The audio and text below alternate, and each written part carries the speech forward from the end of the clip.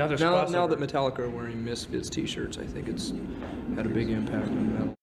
Now, before we go any further, I've got to bring up this one moment from a 1994 concert of Metallica's. This was in June of 94, just a couple of months after Kurt passed away. And James and Lars said some pretty stupid stuff. Stuff I would hope they regret that they said to this day. As much as I like Metallica and their music, they were definitely dicks for saying this. So here's the first joke from James Hetfield. What color was Kurt Cobain's eyes? Blue! One blue this way, one blue that way. And then we had Lars piping in with this one. What's up, check this one out. What has 4 arms and 4 legs and works at McDonald's? The remaining members of Nirvana. So as I say, stupid, inappropriate, but that is not the topic of this video.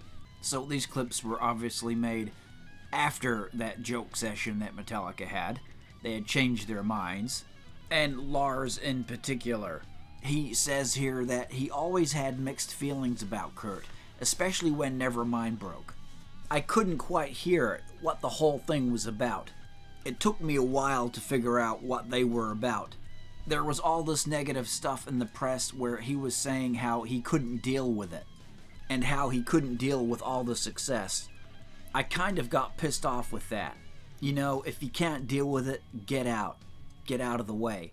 But then, I think over the last couple years, I kind of understood that this was maybe the one guy out of all these people, the so-called alternative whole thing, that maybe was really, really true about what he was saying and really had a hard time dealing with all the stuff that was going on around him. And I kind of, in the last, I'd say, year, really started actually appreciating him and respecting him, and really hearing something completely different in their music.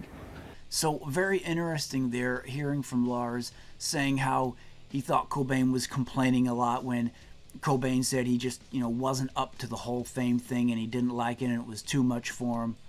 At least that was Lars' initial reaction to Kurt. But then how he kind of changed his mind about the whole thing and started listening to Nirvana's music and started to get the whole thing a bit more and actually came to appreciate Kurt and what he did. So I found that very interesting clip there.